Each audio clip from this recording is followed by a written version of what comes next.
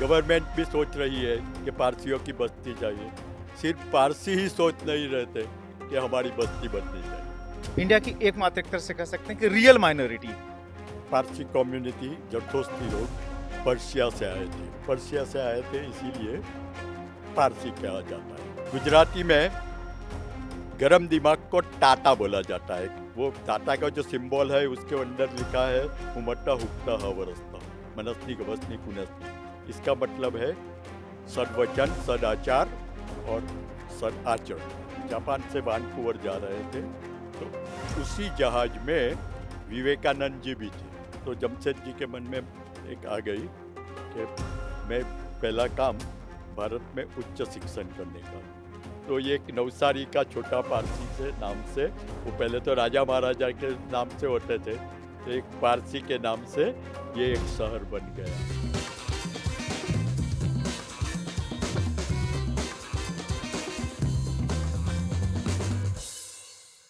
देश के सबसे बड़े औद्योगिक समूह टाटा ग्रुप की लंबे समय तक अगुवाई करने वाले रतन टाटा नहीं रहे। 9 अक्टूबर की देर शाम उनका निधन हो गया। रतन टाटा उस समुदाय से आते थे जो कि इस देश की सबसे छोटी माइनॉरिटी है, पारसी समुदाय। पारसी समुदाय के लोगों की तादाद इस देश में 50,000 से भी कम है आज की तारीख में। लेकिन अगर उनके कंट्रीब्यूशन की बात करें तो इस देश में आबादी के हिसाब से देखा जाए तो सबसे बड़ा कंट्रीब्यूशन पिछले 150 वर्षों में समाज के अलग अलग हिस्सों में, चाहे एजुकेशन हो, हेल्थ हो, टेक्नोलॉजी हो, साइंस हो, पारसी समुदाय ने बड़ी भूमिका अदा की है। और पारसी समुदाय के इस सबसे बड़े औद्योगिक समूह टाटा समूह की भूमिका तो बहुत बड़ी रही है। रतन टाटा के निधन के बाद अब टाटा ट्रस्ट की चेयरमैनशिप उनके सौतेले भाई नोएल टाटा के पास आ गई है। टाटा ट्रस्ट इसलिए महत्वपूर्ण है क्योंकि टाटा सन्स जो कि टाटा ग्रुप की होल्डिंग कंपनी है, उसमें 66% स्टेक टाटा ट्रस्ट की है। यानी कि एक तरह से टाटा ग्रुप की मेजोरिटी शेयर होल्डर जो है, जो होल्डिंग कंपनी है टाटा सन्स, उसके अंदर इन ट्रस्ट की है। रतन टाटा अपने पीछे कोई संपत्ति किसी अपने नाते रिश्तेदार के लिए नहीं छोड़ गए। उनके पास एक भी शेयर नहीं था टाटा सन्स का। यह कैरेक्टर रहा है टाटा ग्रुप का और यही कैरेक्टर रहा है पारसी समुदाय का, जिसमें कि दान करना, समाज के लिए काम करना डीएनए में शामिल है।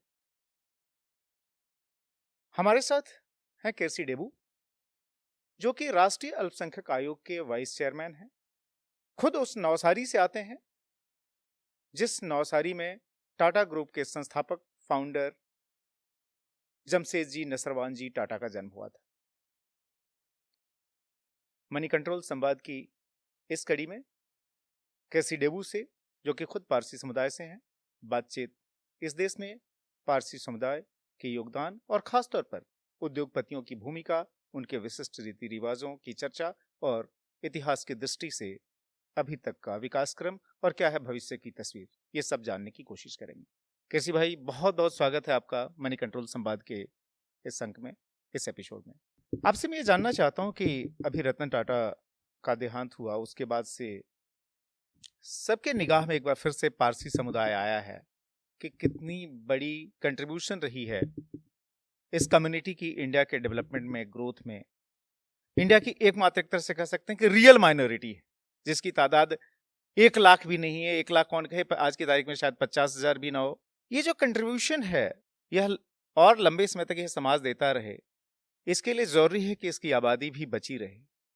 क्या कर रहे हैं आप लोग कम्युनिटी की तरफ से या राष्ट्रीय अल्पसंख्यक आयोग की तरफ से इसके लिए? क्या पारसी समुदाय में इसको लेकर कोई चिंता नहीं है? पारसी समुदाय की जो पॉपुलेशन कम हो रही है, इसके पीछे कई कारण है। सबसे पहला कारण है कि करीब 25% पारसी लोग शादी करते ही नहीं, और 25% है वो करीब आफ्टर 35 और 40 इयर्स ऑफ एज में शादी करते हैं। तो इसकी वजह से उसकी फर्टिलिटी भी कम हो जाती है। फर्टिलिटी के लिए कम से कम उम्र 18 से अबाउट 30 इयर्स तक की होती है, जब फर्टिलिटी ज़्यादा होती है। पर अगर 35-40 इयर्स के बाद शादी करोगे तो आबादी कैसे बढ़ेगी। दूसरा क्वेश्चन है इंटरकास्ट मैरिजेस। तो अभी तो वो फलक इतना बढ़ गया है कि कौन कहाँ से कौन किसके साथ शादी करेंगे वो पता नहीं चलता। जो पारसी रिवाज के अनुसार अगर पारसी पुरुष अन्य कौम की स्त्री के साथ शादी करेंगे तो उसके बच्चे जो है उसको पारसी कम्युनिटी जोरास्ट्रियनिज्म में माना जाता है। लेकिन अगर कोई लड़की कोई और कम्युनिटी के साथ शादी करेगी तो उसके बच्चे को पारसी जोरास्ट्रियन नहीं माना जाता। इसकी वजह से जो पारसी स्त्रियां अन्य कौम में शादी करती है उसकी भी आबादी इससे भी कम हो जाती है। और माइग्रेशन का भी प्रॉब्लम है कि दुनिया इतनी छोटी हो गई है कि यहाँ से यूरोपियन कंट्रीज़ में ऑस्ट्रेलिया, यूएसए, कनाडा, वहाँ यंगस्टर माइग्रेट भी हो रहे हैं। ये भी एक वजह है। तो इससे लिए जो लास्ट सेंसस था 2011 में, तब पारसी कम्युनिटी की आबादी 57,240 मानी जाती थी। कई फिगर में थोड़ा बहुत कम हो गया, बहुत नहीं हुई। अभी लास्ट 10 से 15 इयर्स में आप देखो तो हर साल करीब 1000 जितने मृत्यु होते हैं और इसके सामने 300 और 400 बच्चे पैदा होते हैं। तो आप हर साल इतना कम हो रहे हैं। तो अभी तो कोई फिक्स फिगर तो है नहीं, पर ये करीब देखा जाए तो हाल में पॉपुलेशन 40 to 45,000 के बीच में होगा, इससे ज़्यादा नहीं। गवर्नमेंट चिंतित है। मोदी साहब का तो खास है कि पारसियों की कम्युनिटी बढ़नी चाहिए। वो पारसी के लिए मोदी साहब को एक स्पेशल वो प्रेम है, वो बार बार बता चुके हैं। और अभी भी नई मिनिस्ट्री आई, किरण रिजिजू साहब मिनिस्टर हुए माइनॉरिटी अफेयर्स के, तो उसने सबसे पहला काम जियो पारसी स्कीम को रीलॉन्च करने का किया। जियो पारसी स्कीम में क्या है कि जो मैंने पहले बताया कि फर्टिलिटी कम हो जाती है, तो फर्टिलिटी के लिए जो ट्रीटमेंट देनी चाहिए उसके लिए पैसे रहते हैं। और प्रॉब्लम एक क्या है कि बच्चे कम क्यों पैदा करते हैं कि हस्बैंड वाइफ दोनों सर्विस करते हैं, तो घर में बच्चे को पालने वाला कोई होता नहीं। तो इसको प्रोत्साहन देने के लिए जो कपल के जो वडील होते हैं वो बच्चे को संभाल सके, इसके लिए भी इंटेंसिव दिया जाता है। और आरोग्य के लिए भी उसको इंटेंसिव दिया जाता है। तो गवर्नमेंट तो बहुत चिंतित है, गवर्नमेंट स्कीम भी कर रही है। तो मैंने एक बार बताया था कि पूरा भारत सोच रहे है कि बस्ती बढ़नी चाहिए, गवर्नमेंट भी सोच रही है कि पारसियों की बस्ती चाहिए। सिर्फ पारसी ही सोच नहीं रहते कि हमारी बस्ती बढ़नी चाहिए। अगर आप खुद नहीं आगे आओगे तो बस्ती बढ़ेगी कैसे, कैसे बढ़ेगी। कृषि भाई, आप आते हैं नवसारी से। नवसारी जो है जमशेद जी टाटा, जो कि टाटा ग्रुप के फाउंडर थे, उनका भी जन्मस्थल है। जो टाटाज की हिस्ट्री जो नवसारी से जुड़ी हुई है, चूंकि बताते हैं कि ये दस्तूर परिवार है, यानी कि जो पृष्ठ परिवार है जरथोजिज्म के अंदर जो हम कहते हैं, इसकी हिस्ट्री वहाँ की क्या रही है? चूंकि सबकी क्यूरियोसिटी है, खासतौर पे रतन टाटा के देहांत के बाद से, कि जिस जगह से इस ग्रुप की शुरुआत हुई थी, जहां से इसके फाउंडर आते थे, उस जगह पर ये परिवार कैसे जो है कहाँ से आया था, कैसे आया था? अगर इस बारे में क्या कुछ डॉक्यूमेंटेड है वहां पर? पारसी कम्युनिटी जरथोस्ती लोग पर्शिया से आए थे, पर्शिया से आए थे इसीलिए पारसी कहा जाता है। तो सबसे पहले हमारा जो एक सेटलमेंट, पारसियों का सेटलमेंट संजान में हुआ और बाद में संजान से स्प्रेड होने लगे। तो सबसे पहला पारसी नवसारी में जो हिस्ट्री में नोट किया गया था 1122 1122 के साल में एक पारसी प्रिस्ट लोगों का एक जुट संजान से नवसारी आया था। तो इससे पहले करीब बहुत छोटी पारसियों की संख्या में नवसारी में थे। तो वो प्रिस्ट पहले आए 1100 में, 12th सेंचुरी में नवसारी आए और वहाँ पे धीरे धीरे नवसारी में पारसियों की बस्ती बढ़ने लगी। तो वहाँ फायर टेम्पल बनाया गया, हमारा जो टावर ऑफ साइलेंस बोलता है डकमा, उसको एस्टाब्लिश किया गया। वो जो फायर टेम्पल में जो पूजा होती है वो हमारे प्रिस्टली वर्ग दस्तूर बोलते हैं उसको, दस्तूर लोग उसमें अपना राइटुल्स कर रहे हैं। तो जो ये जमशेदजी टाटा के फोर फादर्स थे वो दस्तूर कम्युनिटी से, दस्तूर के हमारे प्रिस्ट वर्ग से थे। तो बाद में नसरवान जी थे। नसरवान जी छोटा मोटा व्यापार करता था। ये जो जमशेद जी था वो बहुत एम्बिशियस था। उसने बोला कि मैं बम्बई जाके कोई व्यापार शुरू करना चाहता हूँ। तो उसके फादर ने करीब 21,000 और 31,000 उसको दिए थे। इसमें से उसने इतना बड़ा साम्राज्य बनाया। आज पूरी दुनिया में टाटा को जाना जाता है। टाटा ब्रांड जो है इतना पॉपुलर है, मोस्ट क्रेडिबल ब्रांड है इंडिया का। दुनिया में 100 से भी ज्यादा देशों में ये ग्रुप ऑपरेशनल है। लेकिन जो ये टर्म है टाटा, ये कहाँ से आया है? क्योंकि पारसियों के जो सरनेम है, या तो जिस जगह से आप आते हैं वहां से है, या फिर जिस प्रोफेशन को आप करते हैं। अगर बोतलों का धंधा है तो बाटली वाला हो गया, पालकी का धंधा है तो पालकी वाला हो गया, अगर आप संजान से आते हैं तो संजान वाला हो गए, भरूच से आते हैं तो भरूचा हो गए। लेकिन टाटा कैसे इवॉल्व हुआ, ये मैं आपसे जानना चाहता हूँ। उसकी भी एक हिस्ट्री है, वो माइट है कि उसके जो फोर फादर्स थे उसका टेम्परेचर हॉट था, दिमाग गर्म था। दिमाग गर्म था। तो गुजराती में गरम दिमाग को टाटा बोला जाता है कि उसकी जो नेचर है वो बहुत टाटा जैसी, टाटा है, टाटा बोलता है।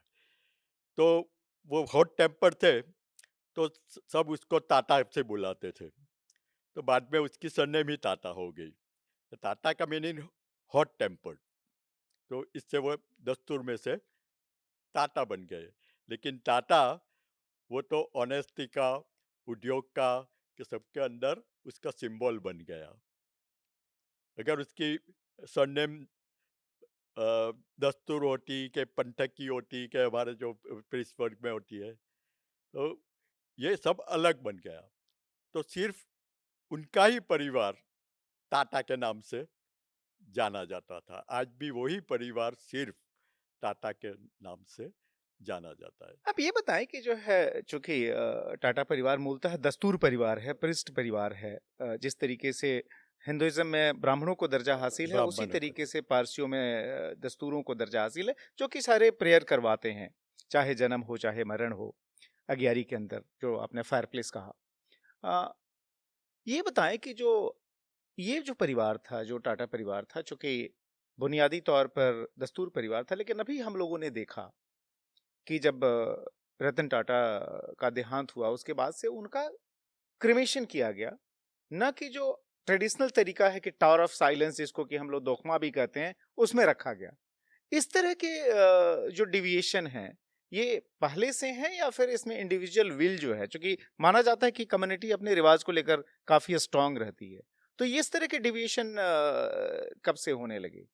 कई साल पहले वो जो टावर ऑफ साइलेंस में बॉडी रखा जाता था तभी जो वल्चर्स होते हैं, गीत बोलते हैं, वो आके उसके भक्स करते थे। तो वो जो वल्चर्स है उसकी ताकत इतनी थी कि अगर बॉडी रखा जाए तो कुछ 10-15 मिनट में तो पूरा बॉडी डिस्पोज ऑफ कर देती थी पूरा, फिर सिर्फ स्केलेटन रह जाता। तो ये एक डिस्पोजल उसकी पद्धति थी। उसके पीछे भी धार्मिक रीजन था कि पारसी सब पूरी जिंदगी चैरिटी करता है तो बाद में अपने बॉडी की भी चैरिटी कर देता है। वो जो मानव पक्षी और जो लाश के पक्षी होते थे वो पक्षी खा जाते थे, इसीलिए वो ऐसे डिस्पोजल होता है। और फिर जो उसका स्केलेटन बच जाता था तो वो सूर्य की रोशनी से वो भी डिस्पोज होता था। तो इसी तरह बॉडी को डिस्पोज ऑफ किया जाता था। पर करीब कुछ सालों से वो वल्चर्स की बस्ती घटती चली, इसके लिए ये खाने में तकलीफ होती है। तो इसका सॉल्यूशन के लिए वो सोलर पैनल रखी जाती है और सोलर पैनल से बॉडी को कॉन्सेंट्रेट करके एनर्जी को उसको डिस्पोज ऑफ किया जाता है। ये अभी चल रही है। उसको खुर्शेद नगी रश्मि बोलते हैं कि सूर्य प्रकाश से बॉडी का डिस्पोज ऑफ। लेकिन वो जो बॉडी डिस्पोज ऑफ करने में ज़्यादा टाइम लगता है तो कुछ लोगों का ऐसा मानना हुआ कि ये पद्धति ठीक नहीं है, तो उसमें कुछ ऑल्टरेशन होना चाहिए। वो ईरान से सब आए तो ईरान में दो पद्धति थी, एक टावर ऑफ साइलेंस भी था और बरियल भी था। तो कई लोगों ने सूचन भी दिया कि बरियल किया जाए, लेकिन जो ऑर्थोडॉक्स लॉबी है वो बिल्कुल चुस्त है और वो लोगों का मानना है कि जो हमारा ट्रेडिशन है उसमें कोई बदलाव नहीं आना चाहिए। लेकिन वो इसके बारे में कम डिवाइड हो गई। कुछ लोग कहते हैं कि ये हमें मंजूर नहीं है, ऑर्थोडॉक्स कहते हैं कि यही करना है। तो अल्टरनेटिव क्या है? तो कई जगह पे भारत में भी जहाँ पे टावर ऑफ साइलेंस नहीं है वहाँ बरियल ग्राउंड होता है, लेकिन जहाँ पे टावर ऑफ साइलेंस हो वहाँ बरियल ग्राउंड नहीं है। तो यहाँ पारसी की मैक्सिमम बस्ती तो बम्बई में है, तो बम्बई में बरियल ग्राउंड है ही नहीं, तो कोई और अल्टरनेटिव नहीं है कि जिसको टावर ऑफ साइलेंस में नहीं जाना है तो कहाँ पे जाएंगे। तो कुछ साल पहले वली के क्रीमेटोरियम जो है इसके अंदर पारसियों के लिए एक प्रेयर हॉल बनाया गया और जो पारसी अपना बॉडी डिस्पोज ऑफ क्रीमेट से करना चाहते हैं इसके लिए वहाँ प्रेयर हॉल भी बनाया। और कई पारसी अभी भी about 30% Parsis are using this treatment. तो जब रतन चाचा चल बसे तो उसने ये प्रिफर किया होगा, इसके फैमिली ने जो भी किया होगा तो ये प्रिफर किया, इसीलिए वो वली क्रीमेटोरियम में इसका क्रीमेट किया गया। आपने कहा कि ये जो दोखमा की या टावर ऑफ साइलेंस में बॉडी रखकर जो है सो तो कि ताकि वो पशु पक्षी जो कि खाते हैं वो खा सके, ताकि वो जीवन के अंतिम समय तक जो डोनेशन की जो परंपरा है वो जारी रहे। डोनेशन पे बात याद आई कि जैसे कि टाटा ग्रुप की अगर हम बात करें, ये जमशेदजी टाटा के जमाने से ही, जब से उन्होंने इस ग्रुप की स्थापना की तब से डोनेशन की बड़ी लंबी चौड़ी परंपरा है।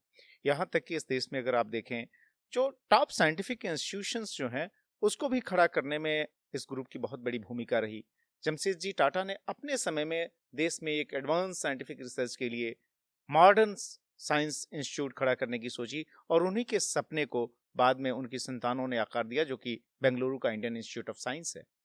वो परंपरा जो है उनके बच्चों ने भी जारी रखी। अगर आज हम लोग देखते हैं कि टाटा सन्स जो है उसका कंट्रोलिंग स्टेक अगर किसी के पास है तो टाटा ट्रस्ट के पास है। टाटा सन्स के अंदर जो 66% जो स्टेक है वो टाटा ट्रस्ट का है। और ये टाटा ट्रस्ट कैसे खड़ा हुआ? जो जमशेदजी टाटा के जो दो बेटे थे, दोराबजी टाटा एंड रतनजी टाटा, दोनों ने ही अपनी जिंदगी में अपनी जो कमाई थी उसका ज्यादातर हिस्सा जो है ट्रस्ट के नाम कर दिया, ताकि इससे जो है अलग अलग हिस्सों में, चाहे साइंस हो, चाहे हेल्थ हो, एजुकेशन हो, गरीब लोगों के लिए काम हो, मेरिटोरियस स्टूडेंट्स हैं उनकी पढ़ाई हो। एक समय था जमशेदजी टाटा के जमाने में, कहा जाता था कि जब इंडियन सिविल सर्विसेज में जब भारतीयों को अलाउ किया जाने लगा, तो उन्होंने बड़े पैमाने पर जो है, जो प्रतिभाशाली छात्र थे उनको स्पॉन्सर करना शुरू कर दिया। नतीजा ये रहा कि हर चौथा आईसीएस ऑफिसर जो भारत का था, जो भारतीय था, वह कहीं ना कहीं टाटा के डोनेशन से उसने अपनी पढ़ाई की हुई थी या इस एग्जाम के लिए अपियर हुआ था। ये परंपरा अब भी चल रही है, और यही वजह है कि टाटा ग्रुप की ज्यादातर जो टाटा के प्रमोटर्स हैं, उन्होंने जो अपनी जो भी कमाई की उन ट्रस्ट में दी। यहां तक कि इंडियन होटल्स, जो कि आज की तारीख में देश का सबसे बड़ा होटल ग्रुप है, जिसका ब्रांड ताज पूरी दुनिया में अपनी पहचान रखता है, 1971 तक अगर आप ताज की प्रॉपर्टीज में रुकते थे, इंडियन होटल्स में रुकते थे, तो आप सिर्फ और सिर्फ जो है डोनेट करते थे, क्योंकि उसकी सारी कमाई जो है वह समाज सेवा में खर्च की जाती थी। क्योंकि उसको एक्सपेंड करना था, इसलिए 71 में उसका पब्लिक इशू लाया गया, उसको लिस्ट किया गया। तो ये जो है परंपरा रही है इस ग्रुप की, और इसको स्ट्रक्चर्ड रूप देने के लिए ही टाटा ट्रस्ट नामक इंस्टीट्यूशन है, जिसके अंदर ये दो मेजर ट्रस्ट हैं, दोराबजी टाटा ट्रस्ट और रतन जी टाटा ट्रस्ट। मैं आपसे जानना चाहता हूं केसी भाई कि जिस जगह से इन्होंने अपनी शुरुआत की, नौसारी, क्या नौसारी में भी उनकी ये डोनेशन की प्रवृत्ति दिखाई देती है कि कुछ वहां पर इंस्टीट्यूशन ने खड़े किए? नवसारी में टाटा द्वारा संचालित दो स्कूल्स है, टाटा बॉयज स्कूल और टाटा गर्ल्स स्कूल। और जमशेदजी टाटा के नाम से एक ऑडिटोरियम भी है। जमशेदजी का जहाँ जन्म हुआ था, वो घर के अंदर एक छोटा सा म्यूजियम भी बना गया है। टाटा की एक बहुत बड़ी प्रॉपर्टी वो भी नवसारी में है, जो टाटा बाग कहा जाता है, वो भी है। और छोटे मोटे तो बहुत डोनेशन नवसारी में भी टाटा ने किए थे। वो आपने टावर ऑफ साइलेंस की जो बात की, तो जो नवसारी में टावर ऑफ साइलेंस है, वो की ज़मीन टाटा ने ही दी थी। तो इसी तरह उसका प्रदान रहा, लेकिन वो तो बट जब से बाहर चले गए तो अब नेशनल लेवल पर आ गए और इंटरनेशनल लेवल पर आ गए। पर आपने जो बताया कि उसकी जो कमाई है वो आरोग्य में जाती है, शिक्षण में जाती है, यहाँ पे जाती है, तो इसके लिए भी जिम्मेदार हमारा धर्म ही है। हमारा धर्म में ही ऐसा लिखा है। वो टाटा का जो सिंबल है उसके अंदर लिखा है हुमट्टा हुक्ता हवरस्ता मनस्नी गवस्नी कुनस्नी। इसका मतलब है सद्वचन, सदाचार और सद आचरण। तो ये जो है वो हमारे धर्म के अंदर है। आपकी जो कमाई होती है इसमें से गरीब लोगों के लिए आपको कुछ देना होगा, वो धर्म में है। सब कोई देते हैं। पारसी, गरीब पारसी भी होगा तो उसके पास 10 रुपया होता तो 5 रुपया किसी बेगर्स को दे भी दे सकता है। वो कुदरती है, वो समझा जाता। अभी जो आपने बताया कि वो एजुकेशन में वो टाटा कैसे आ गए, तो टाटा जब वो जो जमशेदपुर में आयरन की फैक्ट्री लगाना चाहते थे, तो उसके लिए साइंटिस्ट और एम्प्लॉयज़ के लिए वो पूरे विश्व में घूम रहे थे। तो वो जापान से वैंकूवर जा रहे थे, तो उसी जहाज में विवेकानंद जी भी थे। तो जमशेद जी और विवेकानंद जी के साथ रोज कुछ का कुछ बात के ऊपर दोनों की एक ही इच्छा था कि भारत में उच्च शिक्षण होना चाहिए। अगर भारत में जो उच्च शिक्षण नहीं होता तो आपको बाहर जाना नहीं पड़ता।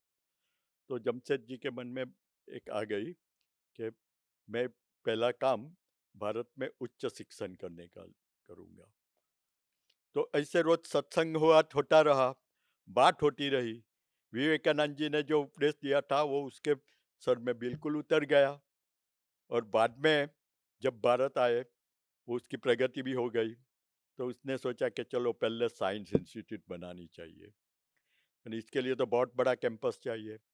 तो मैसूर के महाराजा थे, उसने 513 एकर्स जमीन उसको इंडियन इंस्टीट्यूट ऑफ साइंस के बनाने के लिए दी गई। और वहाँ पे वो टाइम की उसके पास जो मूडी थे 1/3 तो उसने वो टाइम दे दी। लेकिन ये देखने के लिए विवेकानंद जी नहीं रहे, लेकिन उसने जो बोला था वो करके दिखाया। वो जो इंस्टीट्यूशंस है, इसमें से कोई साइंटिस्ट पैदा हो गए, कुछ हो गए हैं। इंफोसिस के जो चेयरमैन है, वो टाटा को आके पाँव पड़ते हैं। तो यहाँ तक कि उनकी पत्नी हाँ, सुधा मूर्ति भी जो है थी वहाँ ही टाटा ग्रुप पढ़ते में। हैं। तो वो वहाँ ही पढ़ाई उसकी हुई है। उसकी जो वाइफ सुधा मूर्ति है, वो भी वहाँ की पढ़ाई है। तो आप तो बहुत सारे सीवी रामन वहाँ के थे, और बहुत सारे ऐसे पढ़े लिखे लोग भारत में हो गए। तो ये आज उसका जो नतीजा और उसका जो फल होता है, वो आज दिखाई देता रहा है। तो उसकी जो फोरसाइट थी, तो फोरसाइट से ऐसा हुआ। वो आरोग्य क्षेत्र में भी देखा। तो वो जो दोराबजी टाटा की जो वाइफ थी, उसको कैंसर हो गया था। आपने पढ़ा होगा मेरबाई, तो मेरबाई को कैंसर हो गया था। तो बाद में सोचा कि चलो कैंसर की हॉस्पिटल हो जाए। तो वो टाटा मेमोरियल हॉस्पिटल हो गई। ये सब कुछ सारे काम हो गए। टाटा फिर जो आपने पहले ही बताया कि उसके बच्चे नहीं थे। जमशेद जी थे को बे बेटे थे, रतन जी और दोराब जी, लेकिन दोनों की औलाद नहीं थी।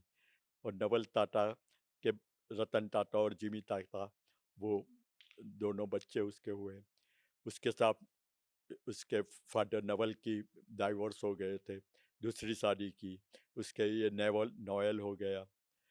नोएल के नोएल के 3 बच्चे हैं। एक नेविल। नेविल, माया और ऐसा 3 है। एक लड़का, 2 लड़की। नेविल ने किर्लोस्कर की बेटी से शादी की है। लेकिन उसकी जो 2 बहन है, एक 34 ईयर्स की 36 ईयर की है, दूसरी 32 ईयर्स की है। दोनों ने शादी नहीं की। इतने एपिसोड। खुद रतन टाटा ने भी शादी नहीं की थी। रतन टाटा नहीं तो आप हिस्ट्री पढ़ ही रहे हैं। वो पूरा सोशल मीडिया पे आज यही चलता है कि 4 बार उसकी शादी का हुआ, लेकिन कुछ हुआ नहीं। उसके नसीब में नहीं होगा। कुछ ना कुछ कारण ऐसा बन जाता था कि वो शादी नहीं कर पाए। अगर शादी कर पाते और बच्चे पैदा होते तो और बात होती। कैसे भाई, मैं आपसे ये समझना चाहता हूँ कि एक तरफ पारसी कम्युनिटी का कंट्रीब्यूशन है, दूसरी तरफ चुनौती, एक बड़ी चुनौती ये है कि आबादी लगातार गिर रही है। दूसरा ये है कि अगर ये आबादी गिर रही है तो फिर जो है सो इसको इम्प्रूव कैसे किया जाए। लेकिन इसके साथ मैं एक और चीज आपसे समझना चाहता हूँ कि आखिर पारसी समुदाय के डीएनए में ऐसा क्या है कि ये भारत की सबसे छोटी कम्युनिटी है। एक तरह से भारत की एक्चुअल माइनॉरिटी यही है, जिसकी तादाद आपने कहा कि आज की तारीख में 50,000 भी नहीं है, 50,000 से भी कम हो चुकी है। आप नेशनल माइनॉरिटी कमीशन के वाइस चेयरमैन हैं। पारसी कम्युनिटी के डीएनए में ऐसा क्या है कि इसका कंट्रीब्यूशन जो है, चाहे राष्ट्र के विकास में हो, डिफेंस में हो, साइंटिफिक रिसर्च में हो, सब में एग्जाम्पलरी है। क्या इससे जो है दूसरी जो माइनॉरिटीज हैं, चूंकि इस देश में जो एक क्लास भी देखने को मिलता है, कई सारी कम्युनिटीज, कई सारे कम्युनल फ्रिक्शंस ये होते हैं। ये कम्युनिटी ईरान छोड़ के आई और इसने इस देश को पूरी तरीके से अपना लिया और इस देश की ग्रोथ में अपना पूर्ण योगदान दिया हर तरीके से। क्या इससे सीख ले सकती हैं बाकी कम्युनिटीज, और आखिर इस कम्युनिटी के डीएनए में ये चीज कैसे आई? क्या इसकी भी कोई इंटरेस्टिंग हिस्ट्री है? जो ज़ोरास्ट्रियन जो सिविलाइजेशन है, वो करीब 6000 ईयर्स ओल्ड है। और वो जो ईरान में पहले कई ऐसी योजनाएं बनाई गई थी, वो जो जो आप क्या बोलते हैं कि जो सोचने की शक्ति होती है, अपनाने की शक्ति होती है, काम करने की दगस होती है, वो सब वहाँ से ही बहुत ज़्यादा थी। अ, और सिविलाइजेशन से और बहुत सारे आगे थे। फॉर द एग्जाम्पल कि जो चैनल बोलता है, नहर बोलता है, वो तो करीब 2000 साल पहले उसने बना दी थी। एग्रीकल्चर में भी बहुत आगे थे। मेहनतू प्रजा थी। जब भारत में आई, कोई भी कम्युनिटी हो कि जो निराश्रित तरीके आती है, तो उसमें ज़्यादा काम करने की दगस होती है कि उसको करना ही पड़ता है। तो जब वो पहले भारत में आई, तो इसने एग्रीकल्चर फील्ड पसंद किया और एग्रीकल्चर फील्ड में भी रिवॉल्यूशन लाया। नई नई करते रही, वहाँ की टेक्निक थी, उससे बढ़ कर गए। फिर बाद में एजुकेशन के ऊपर उसने ध्यान रखा। आप देखो कि पारसी कम्युनिटी 100% लिटरेट है, तो वो तो कई वर्षों से चला आता था। फिर जब ब्रिटिश इंडिया में आए तो इंग्लिश पढ़ने का मौका मिला, अंग्रेजों के साथ मिलने का मौका होगा। वो जो पहले गुजरात में बड़े हुए थे, तो वो माइग्रेट होके बम्बई आ गए, बम्बई अंग्रेजों के साथ मिक्स हो गए, एजुकेशन अच्छा मिला। तो आप देखो कि मेडिकल कॉलेज में पहला बैच सभी पारसी डॉक्टर्स का पैदा हुआ, बड़े बड़े लॉयर्स हो गए, साइंटिस्ट हो गए। इसी तरह जो एजुकेशन का जो था, इसकी वजह से पारसी कम्युनिटी ऊपर आई। और वो स्किल वर्कर्स भी थे। वाडियाज है, वाडियाज के फोर फादर्स वो शिप बनाते थे, शिप बिल्डर्स थे। वो बम्बई की जो गोडी बोलते हैं, वो भी वाडिया ने बनाई थी। तो वो सूरत के थे और सूरत में जहाज बनाते थे। तो जब ब्रिटिशर्स आए तो उसने देखा कि भाई इतना अच्छा जहाज तो हमारे यहाँ बनता ही नहीं है, तो इसको सूरत से बम्बई ले गए और बम्बई में जहाजवाड़ा बनाया और वहाँ से उसके वाहन बनाते हैं, तो वाडिया सरनेम हो गई। फिर बाद में भी उसने डाइवर्सिफाई किया और बहुत सारे बिजनेस के अंदर आज भी वाडिया ग्रुप है, नस्ली वाडिया है, नेस वाडिया है, वो वाडिया ग्रुप भी है। तो इसी तरह से वो स्किल वर्कर्स में थे आया, स्किल जो कारपेंटर थे उसमें से ऊपर आए, तो उसको अपॉर्चुनिटी ऐसी मिली। अभी जो जमशेदपुर है वह पहले सांची नाम से था और वहाँ पे आयरन ओर थी। आयरन ओर ढूंढने के लिए जमशेद जी खुद और अपने बेटे के साथ हॉर्स के ऊपर, घोड़े के ऊपर घूमते रहते थे। तो किसी ने बताया कि यहाँ यहाँ पे आयरन ओर है, तो उस जगह पे पसंद की और वो सांची का नाम सरकार ने ही जमशेदपुर रख दिया। वो जमशेदपुर भी है और रेलवे स्टेशन है वो टाटा नगर है। तो ये एक नवसारी का छोटा पारसी से नाम से, वो पहले तो राजा महाराजा के नाम से होते थे, तो एक पारसी के नाम से ये एक शहर बन गया। और जमशेदपुर आज पूरी दुनिया में, वो आज तो झारखंड में है, तो पूरी दुनिया में, विश्व में।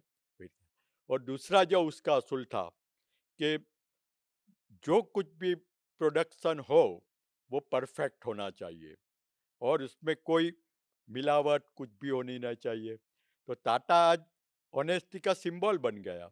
टाटा की कोई भी चीज़ है तो वो गारंटी के साथ कोई भी ले लेता है। वो चाहे ट्रक हो, चाहे वो सॉल्ट हो, आप देखो कि सॉल्ट भी वो बनाते हैं, आयरन भी बनाते हैं, सब कुछ बनाते हैं। लेकिन मैंने एक बार और भी बताई थी पहले कि Tata has produced lakhs of ton of iron but failed to produce a single child। लाखों टन आयरन बना दिया, कुछ बना दिया, पोलाद बना दिया, लेकिन एक बच्चा पैदा नहीं कर सका। वो कुदरती है कि वो तो क्या है कि वो काम में इतने लगे रहते थे कि वो बच्चे पैदा को सोचता ही नहीं था, कुछ भी कारण होगा। तो ये कुदरत की कुछ और है। मुझे लगता है यही कम्युनिटी के सामने चैलेंज भी है कि जो है आप बड़े बड़े अचीवमेंट तो कर लेते हैं लेकिन आप अपनी पॉपुलेशन पे ध्यान नहीं देते, आप हाँ, शादी तक नहीं हाँ, करते, आप शादी करेंगे वो भी तो इसके काफी लिए लेट करेंगे। विलिंगनेस तो होनी चाहिए ना। अगर विलिंगनेस ही नहीं होगे तो आबादी कैसे बढ़ेगी। मुझे जो आप जिस नौसारी से आते हैं, मैं कहीं पढ़ रहा था, सारी जो है यह ईरान का एक प्राचीन शहर है और चूंकि सारी एक समय ईरान की राजधानी भी थी और जब पारसी जो आपने खुद बताया जब संजान से नौसारी आया, उस समय वो नौसारी नहीं था क्योंकि नौसारी तो पारसियों ने बसाया, उस समय जो है सो ये नागमंडल होता था। तो उस सारी की याद में चूंकि उस सारी की क्लाइमेट, वो सारी आज भी एग्जिस्ट करती है ईरान में, उस सारी की क्लाइमेट और ये जो जगह थी दोनों के क्लाइमेट मैच करते थे, इसलिए उन्होंने नौसारी कहा, नया सारी। ये नौसारी में आज जो पारसियों की आबादी है वो श्रिंक तो कर ही रही है, देश के दूसरे हिस्सों में भी लगातार श्रिंक कर रही है। लेकिन जब ये आए थे, जो उस समय की परिस्थिति थी, खासतौर पे जब हम लोग कहते हैं कि भाई पहले दीव आए फिर वहाँ से संजान आए, चूँकि ईरान में जब इस्लाम आया और फिर इस्लाम की वजह से लोगों को परेशानी हुई, खासतौर पे जो पारसी समुदाय के लोग थे।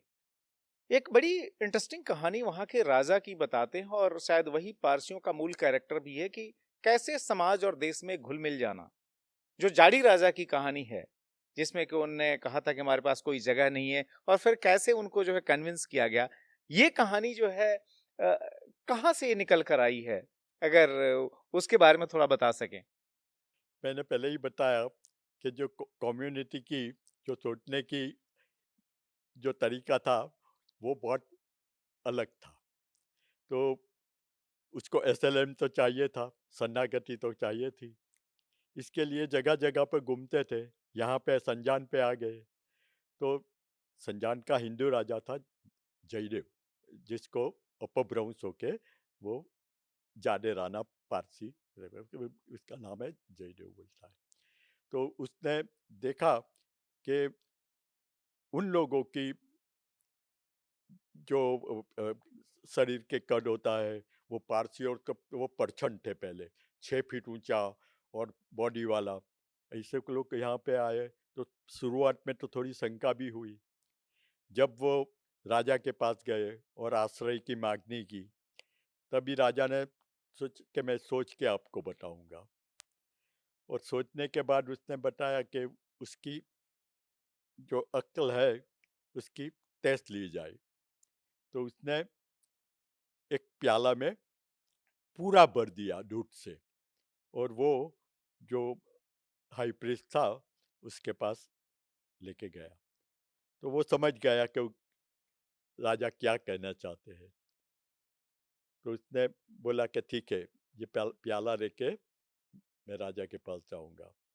और उसने अंदर शुगर डाल दी। अगर आप देख सकते हैं कि अगर पूरा भरा भी होता है, पूरा छलक जाता है, लेकिन अगर शुगर डालोगे तो शुगर अंदर चली जाती है। तो वो मिल्क में शुगर वो बोलते हैं। तो शुगर से दूध भी मीठा हो गया। और राजा को बताया कि जिस तरह ये शुगर मिल्क में चली गई, उसी तरह हम लोग भी इसमें मिल जाएंगे। फिर राजा ने कुछ शर्त की कि अगर यहाँ रहना हो तो यहाँ का परिधान करना पड़ेगा। आप धर्म के किसी को धर्म में परिवर्तन नहीं कराओगे। अपना जो धर्म है वो चार दीवार के बीच में करोगे। किसी को डिस्टर्ब नहीं करेंगे, किसी के साथ ये नहीं करेंगे। जो शादी होती है हमारी पारसियों में शादी होती है, तो उसमें संस्कृत श्लोक भी बोले जाते हैं। 16 संस्कृत के श्लोक है, वो शादी के समय बोले जाते हैं। यहाँ की जो लैंग्वेज है वो आपको एडोप्ट करना होगा। तो हमारी गुजराती लैंग्वेज हमने एडोप्ट कर दी। तो यहाँ की जो रीत रिवाज थे वो सब हमने एक्सपेक्ट कर दिए। तो वो जो जिसी तरह मिल्क में शुगर फिर गई, इसी तरह सभी पारसी भारतवर्ष में आ गए।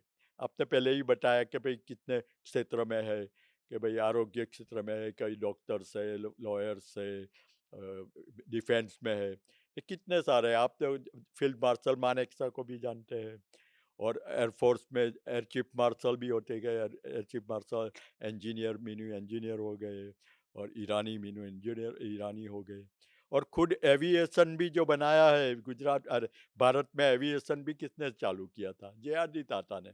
और लाइसेंस नंबर 1 पायलट का वो भी जे आर डी टाटा के नाम से है। तो ये इससे तो कुछ कई सारे उद्योग और कई सारे जो टाटा ने ही शुरू किए थे, और पारसियों ने भी शुरू किए थे। तो ये यहाँ की प्रजा भी देख रही है कि भाई इतनी छोटी कम्युनिटी है, लेकिन इतना प्रदान कितना बड़ा है, वो सभी देख रहे हैं। और अपना पीएम साहब भी वही सबके साथ बताते हैं, सबको बताते हैं कि देखो ये इतनी छोटी कम्युनिटी है, इसका प्रदान देखो। तो वो है। तो ये जो वजह है कि जो पारसी वर्ग जो होते हैं, किसी को हेल्प करने का भी वो तैयार हो जाते हैं, किसी को मदद करना भी है। देश को जब तकलीफ होती है तो भी सामने आ जाते थे। वो कोरोना के समय भी आपने देखा होगा कि 1500 करोड़ रुपया तो पहले ही रतन टाटा ने दे थी है। और जो पूना वाला जो वैक्सीन बनाते हैं, सबसे दुनिया में सबसे ज़्यादा वैक्सीन बनाने वाला भी तो पारसी है। उसने भी कंसेशनल रेट से वैक्सीन भी दी गई थी। तो देश के ऊपर जब भी आफत आती है तो पारसी लोग पहले ही आ जाते हैं। डिफेंस की बात हो, कुछ भी बात हो, कुछ भी हो, आसमानी सुल्तानी हो, कुछ भी हो, पारसी आगे आ जाते हैं और करते हो जाते हैं।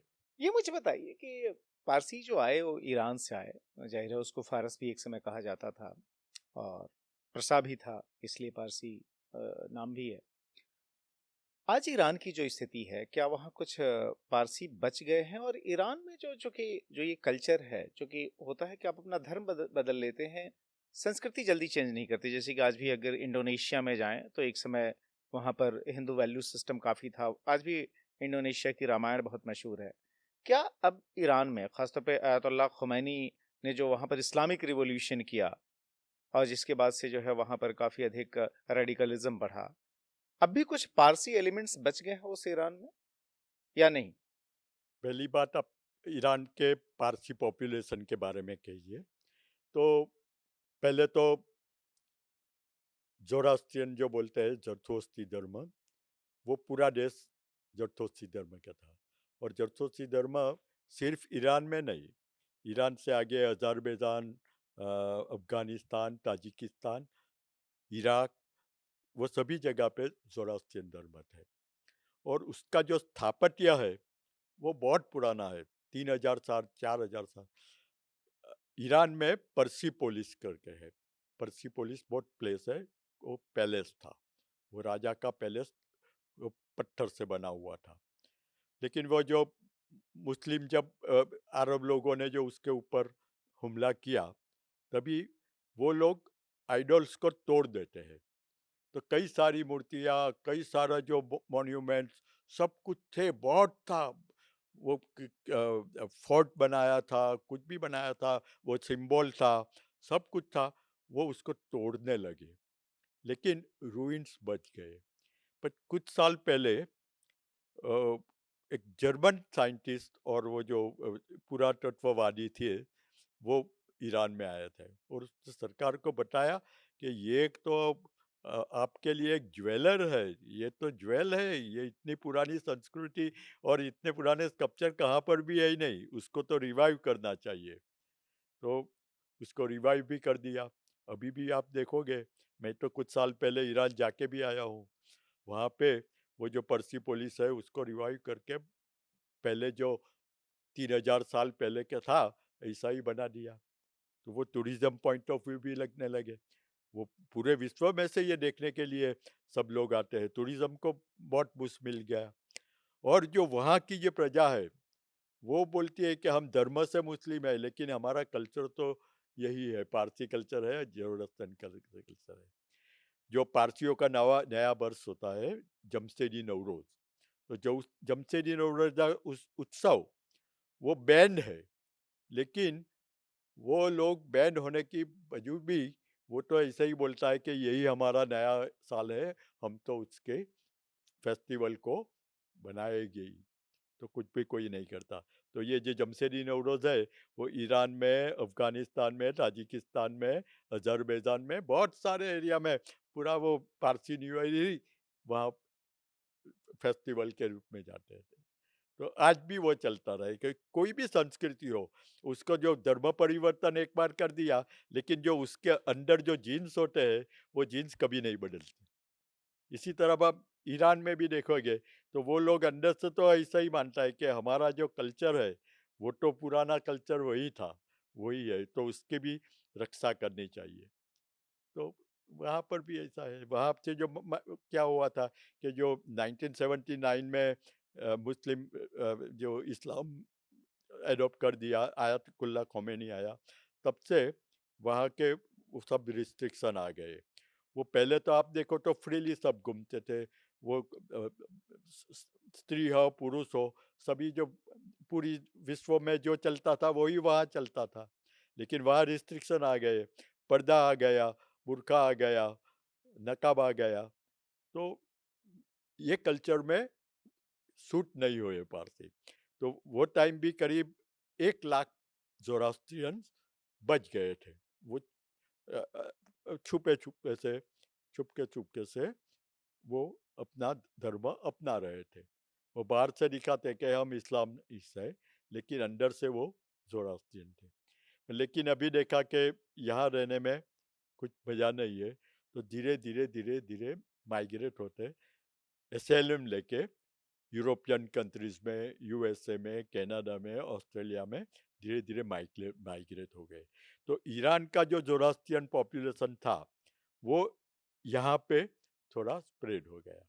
और जो संस्कृति की बात करें तो ईरान में रह गए जो पारसी जरदोस्ती थे, इसके राइटुल्स थोड़ा यहाँ से अलग भी है, क्योंकि यहाँ तो हमने कई राइटुल्स ऐसे थे कि हिंदू धर्म में से भी अपना लिया था, वहाँ पे थोड़ा अलग है, लेकिन बेसिकली इट इज़ ये। तो अभी जो पूरे विश्व में ईरान के लोग जो बस गए, तो ज़ोरास्ट्रियन जो बताते हैं तो इसको एसएलएम मिल जाता था। तो इसीलिए ईरान से बहुत सारी बस्ती ये कंट्रीज में भी हो गई। और ये जो भारत से गए ईरानी पारसी, वहाँ के पारसी सभी वहाँ यूनाइट भी हो गए। तो कई सारे देश ऐसे हैं कि वहाँ पारसी यूनाइट भी हो गए।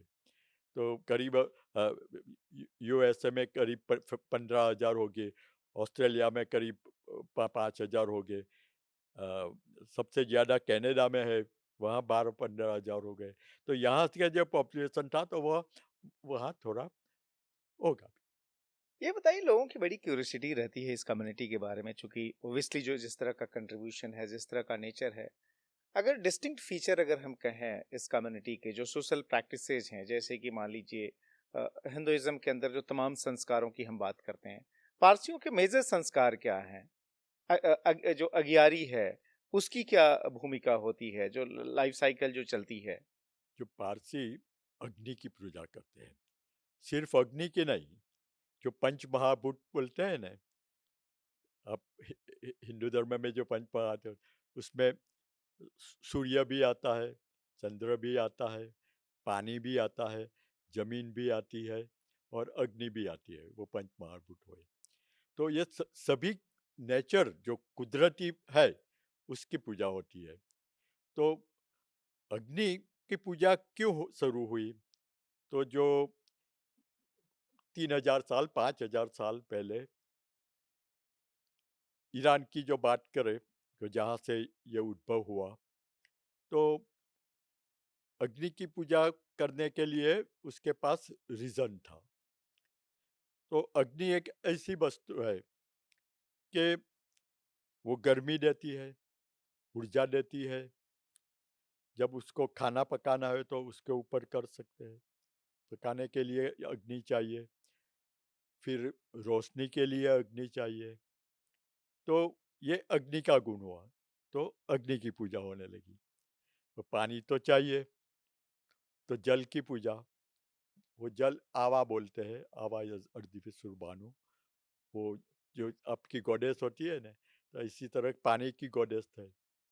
सूर्य की पूजा होती है, सुबह शाम पारसी सूर्य की पूजा करते हैं। सब ऊपर आता है सूर्य तब भी पूजा करते हैं, सब नीचे जाते हैं तब भी पूजा करते हैं।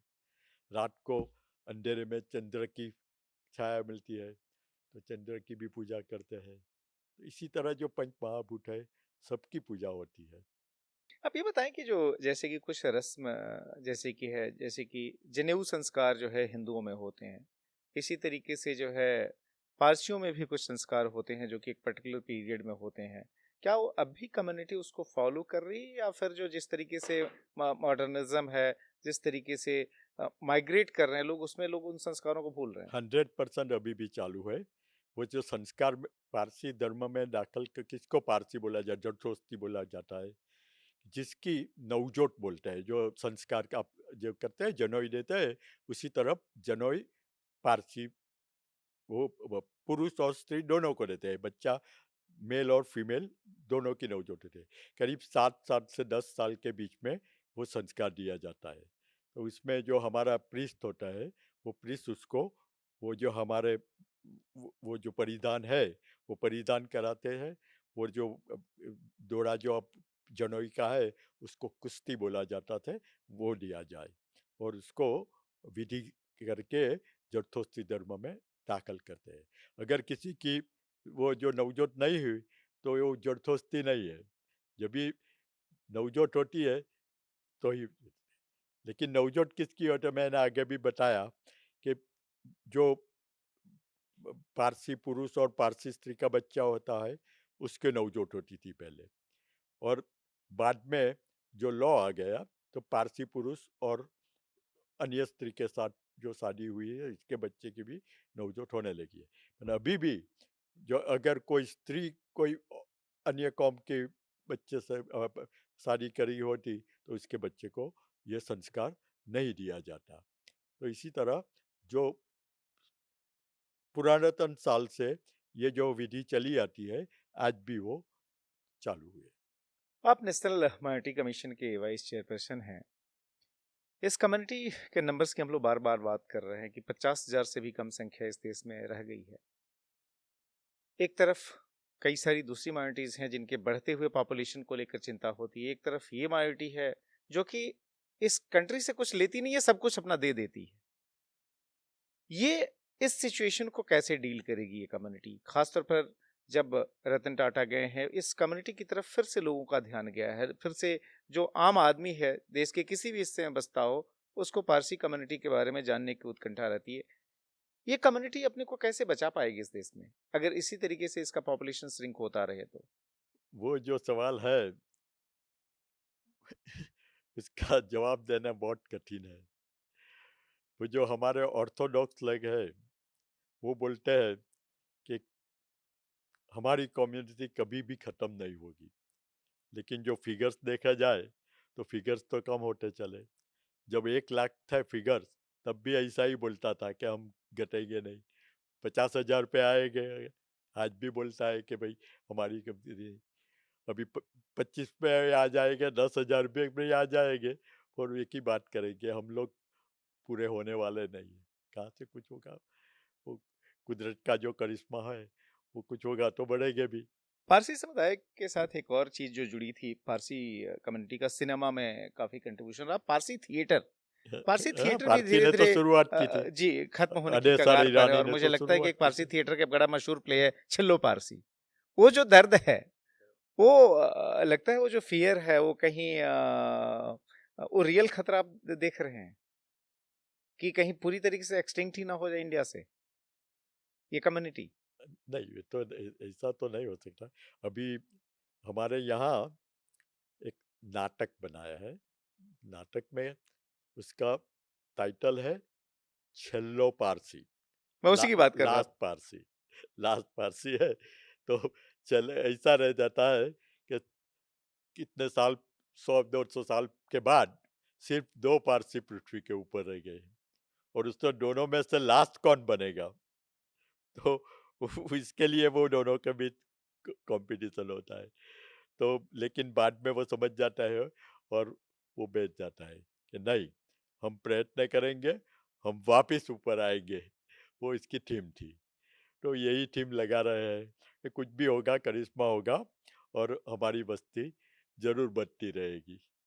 हम प्रयत्न करेंगे, वापस आएंगे, यह जो है मूल स्वभाव है। और यही वजह है कि कम्युनिटी जो कि ईरान से जिसको 8वीं 9वीं सदी में निकलना पड़ा, उसने इस देश में आकर, भारत में आकर इतना बड़ा कंट्रीब्यूशन दिया, जिस कंट्रीब्यूशन को हम कई सारे नामों के जरिए जो है याद करते हैं, जिसको याद करने का मौजूदा समय रतन टाटा की विदाई की वजह से है। रतन टाटा नहीं रहे हैं, इसलिए इस कम्युनिटी की चर्चा हो रही है, जिसका कंट्रीब्यूशन, जिसके नंबर्स काफी कम है लेकिन जिसका कंट्रीब्यूशन काफी बड़ा है।